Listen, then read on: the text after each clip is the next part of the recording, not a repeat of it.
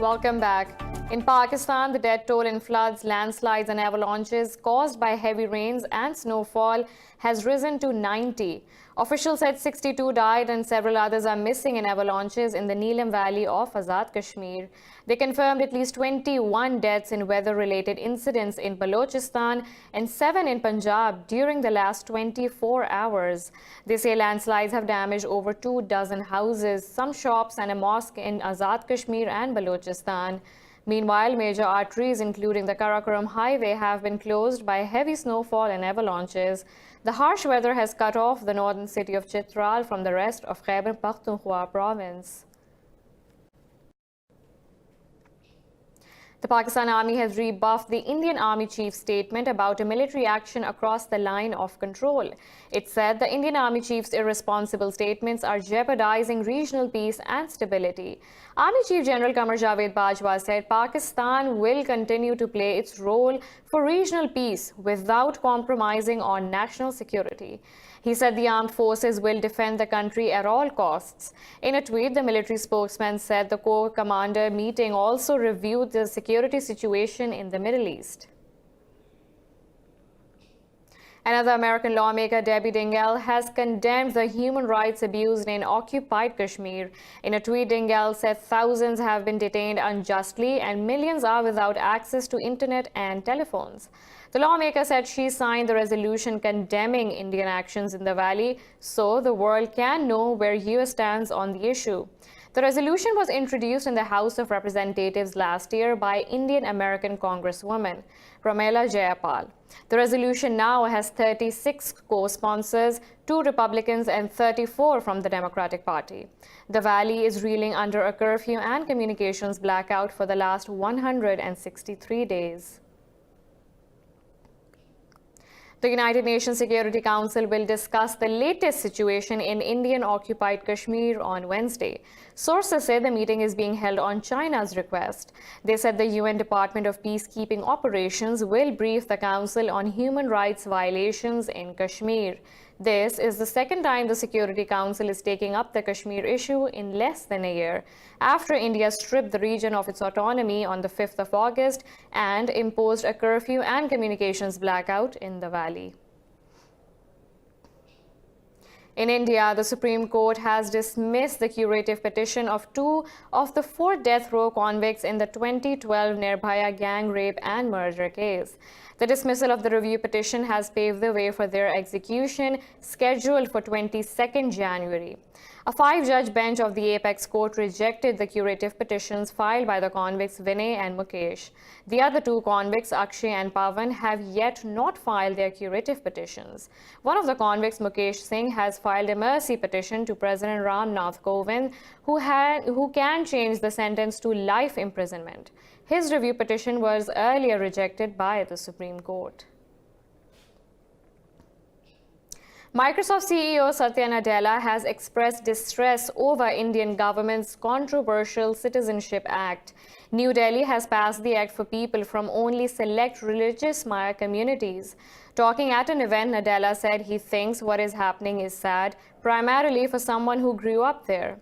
Meanwhile, a group of US human rights lawyers of South Asian descent have said India is abandoning fundamental rights. The group said India has not been able to keep its minorities safe and violence against marginalized has become commonplace. It said US lawmakers must raise their voice and take action by condemning the new citizenship law. In Afghanistan, 2 children have been killed and 9 others wounded in back-to-back explosions in northern Balkh province. Provincial officials say the dead were aged 14 and 10. The officials said the explosions happened close to the regional hospital in Mazar-e-Sharif. They said a probe is underway into the blasts. No group has claimed responsibility yet. In Islamabad, a 13-member Afghan delegation attended the Lahore Process, an intra-Afghan roundtable conference to discuss matters of mutual interest and a peaceful transition in Afghanistan. The head of the Islamic Unity Party of Afghanistan warned rising tensions in the Middle East could negatively impact the Afghan peace process. The conference was organized by the Lahore Center for Peace Research. More in this report. Head of the Islamic Unity Party of Afghanistan, Haji Muhammad Muhakkik, said rising tensions in the Middle East will have a negative impact on Afghanistan and the South Asian region. He called on Tehran and Washington to de-escalate the situation. Iran is a very influential country in the Persian Gulf and a neighbor of Afghanistan. So if the situation is further escalated, it will have a negative effect on the peace process in Afghanistan. Former Foreign Secretary of Pakistan, Shamshad Ahmad, said all stakeholders are determined to bring peace to Afghanistan. He expressed the hope that tensions in the Middle East won't have a major impact on the peace process. Stakeholder obviously is the United States. So they are also determined. President Trump has taken steps that indicate that the United States is serious about the peace process because they want to get out of Afghanistan. All Unity Party leaders called for an Afghan-led reconciliation process. Afghan MP Dr. Masooma Khawri said peace in Afghanistan is long overdue. She thanked Pakistan for its efforts and said Islamabad and Kabul can bring peace to the region together. Pakistan and Afghanistan share a common culture and history. Cooperation between the two countries is essential to promote peace and stability in the region. The Lahore process was initiated in June 2019 to discuss different aspects of the Afghan peace process and strengthen intra-Afghan dialogue. More on the Mideast tensions. The German government confirms Berlin Wall will host an international conference on the conflict in Libya this Sunday. Representatives from 11 countries, including the US, China and Turkey, are likely to attend the talks. Berlin has invited the leaders of the two sides to discuss the crisis, but it remains unclear whether they would attend the conference. Libya's UN-recognized government and Khalifa Haftar's eastern forces have been fighting to take over Tripoli for over 9 months now. Last week, the warring sides agreed to a ceasefire brokered by Russia and Turkey. But clashes resumed in Tripoli after Khalifa Haftar left the Moscow talks without signing a ceasefire deal. Turkey's President Recep Tayyip Erdogan says Ankara will teach Haftar a lesson if his forces continue to attack the Libyan troops. Speaking in Ankara, Erdogan said the commander is targeting Tripoli's legitimate government and innocent civilians. Meanwhile, Russia's foreign ministry said Haftar is positive about the draft deal and is taking 2 days to reconsider his position. Libya has been mired in turmoil since the toppling of strongman Muammar Gaddafi in 2011. British Prime Minister Boris Johnson has called for scrapping of the 2015 Iran nuclear deal and formulation of a fresh accord.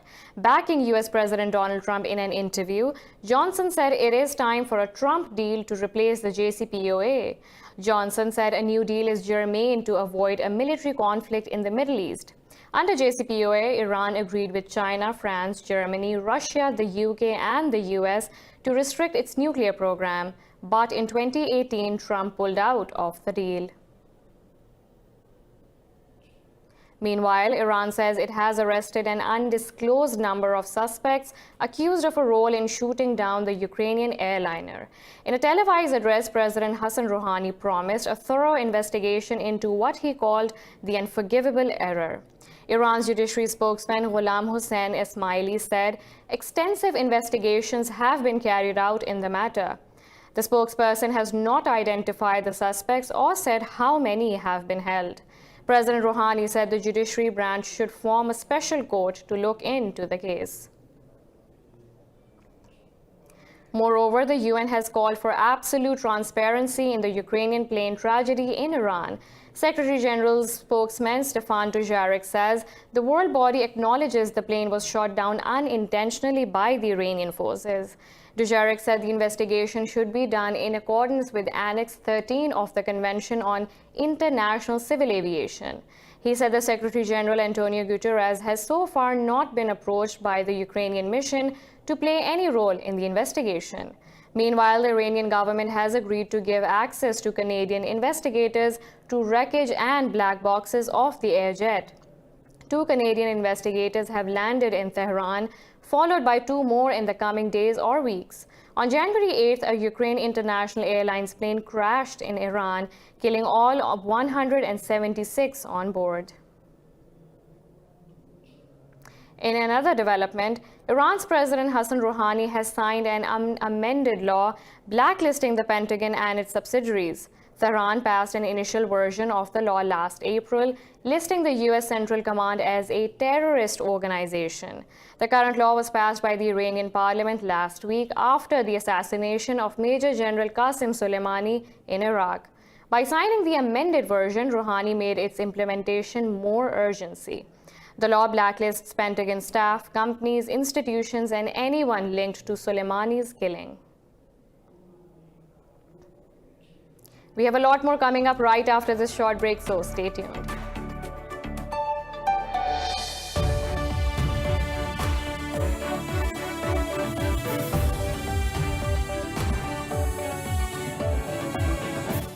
Welcome back. Germany has warned ISIS and other terror groups may return to Iraq if there's a withdrawal of coalition forces. Foreign Minister Heiko Maas said the troop pullout will make the country a fertile ground for terrorism and attacks in the region as well as Europe. At a press conference with his Jordanian counterpart Ayman Safad in Amman, Maas called Middle East tensions to be reduced. He said Iran should not interfere in the internal affairs of other countries, especially Iraq. Representatives of the Iraqi Shia Muslim groups have decided to unite to expel U.S. forces from the country. The Nujaba movement said the decision to unite and coordinate forces was taken to fully liberate Baghdad.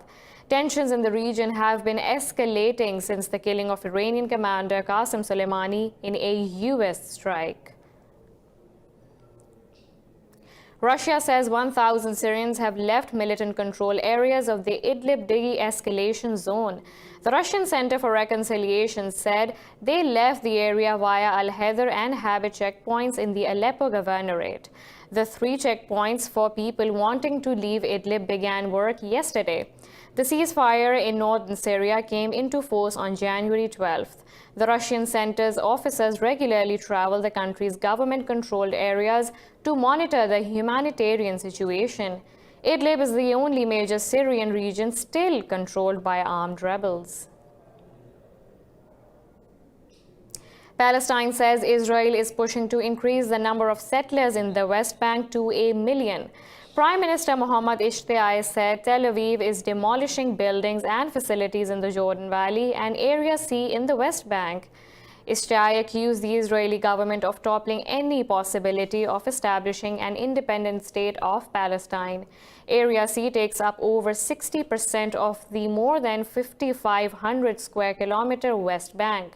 According to recent figures, the number of Israeli settlers has reached over 500,000 in both the West Bank and East Jerusalem.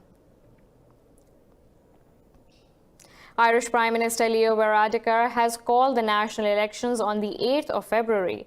Speaking to reporters in Dublin, Varadkar said he will ask President Michael D. Higgins to dissolve Parliament.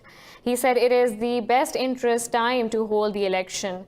The election follows an agreement with the UK on an orderly exit from the EU by 31st of January and a deal to restore Northern Ireland's government. The Prime Minister has sought to put Brexit at the centre of the election campaign. The election is likely to revolve around the issues of health and housing. Ireland is currently struggling with a housing crisis and overcrowded hospitals.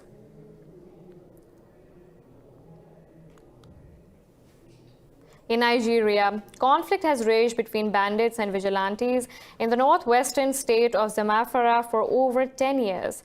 A peace deal has finally reached in September, and hostilities between the fighting sides have come to a halt.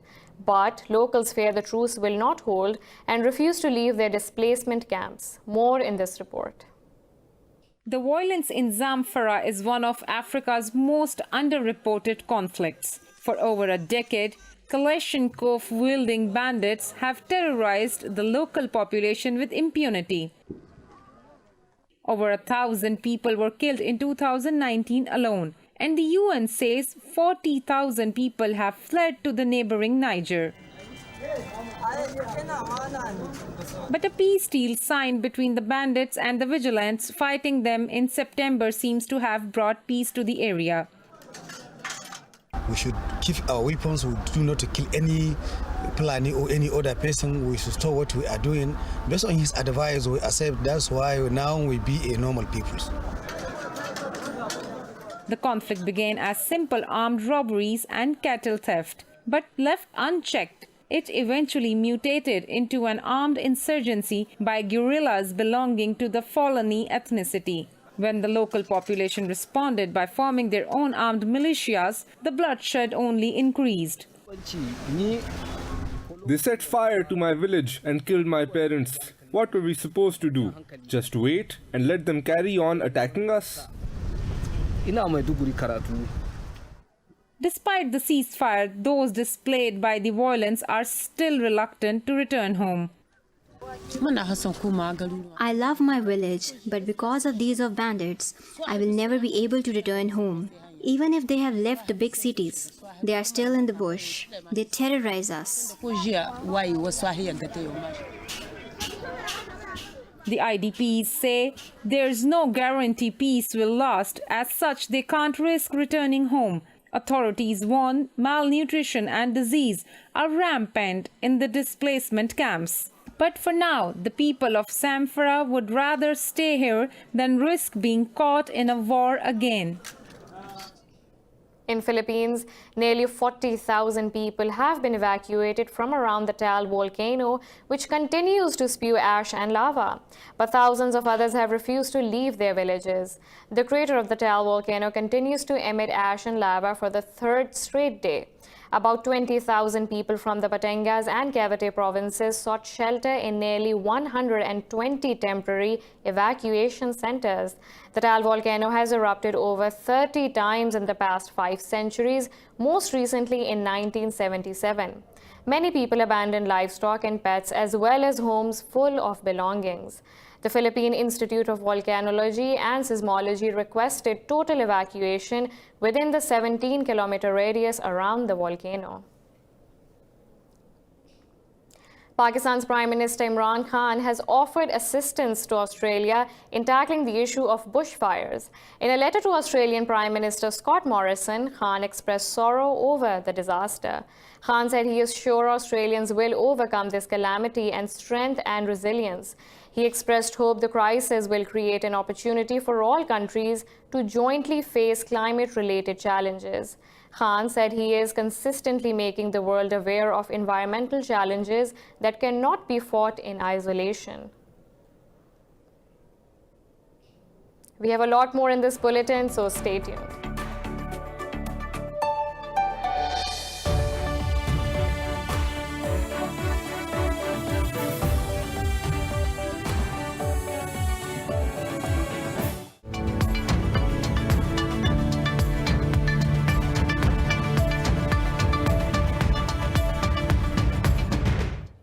China has pledged to buy nearly $80 billion of additional manufactured goods from the U.S. over the next 2 years.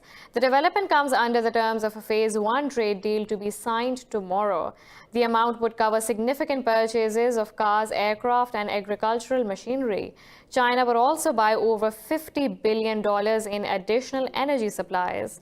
Meanwhile, the U.S. has reversed its decision of branding China a currency manipulator. U.S. Treasury Secretary Steven Mnuchin says Beijing has made enforceable commitments to refrain from competitive devaluation of its currency. Washington officially named Beijing a currency manipulator in August last year amid high trade tensions between the two countries. China's exports in December surged over 7.5% from a year earlier. Customs data says it is the first rise in Chinese exports since July 2019. The growth signals a modest recovery in demand, while the trade deal with the U.S. raises hopes a long tariff war will not happen. The growth figures defied economists' median forecast, projecting a 3% rise in exports in December. The rankings of major trade partners have changed, with ASEAN becoming China's second largest trade partner. The European Union remained China's largest trade partner, with their two-say trade reaching 4.86 trillion yuan, about $700 billion US, up 8%. The trade with ASEAN countries rose 14.1% to 4.43 trillion yuan, about $640 billion US. Germany has posted a record budget surplus of 15 billion US dollars at the end of 2019. The finance minister Olaf Scholz says decent economic development brought in additional tax revenues.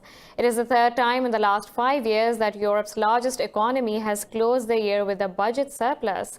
The 2019 bumper return has now overtaken 2015's budget leftover of over 12 billion euros. The current negative interest rates, unspent refugees funds, and a hard Brexit have contributed to the year-end budget surplus.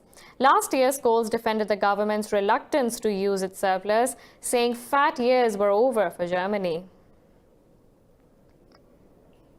Global debt has hit an all-time high, crossing 252 trillion US dollars year-on-year in the third quarter of 2019. Institute of International Finance in its report said global debt jumped nearly 9.6 trillion US dollars. The US-based financial group said the total debt totaled over 322% of the global GDP. In its report, it said government debt recorded the highest surge, which has jumped over 6%. It said global debt will exceed $257 trillion in the first quarter of 2020 amid low interest rates. Meanwhile, U.S. fiscal deficit topped $1 trillion in 2019, the first time in 7 years. The budget shortfall records over a 17% increase from the year 2018. The U.S. stocks have opened flat as the corporate earnings season kicked off, with JP Morgan Chase and Citigroup posted stronger quarterly results. The S&P 500 and Nasdaq Composite indices hovered down the negative trend. The Nasdaq Composite Index is trading at flat line. The annual profits of JP Morgan reached record levels along with surge in bond trading revenues during the fourth quarter. The Citigroup's earnings also got a boost from strong fixed income trading.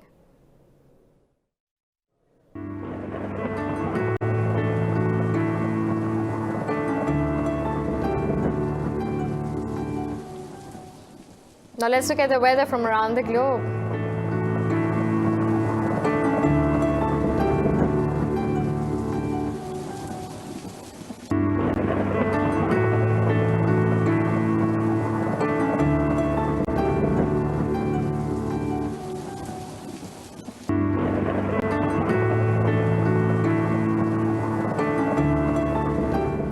This is all for now. For the latest updates, you can follow us on social media at indus.news.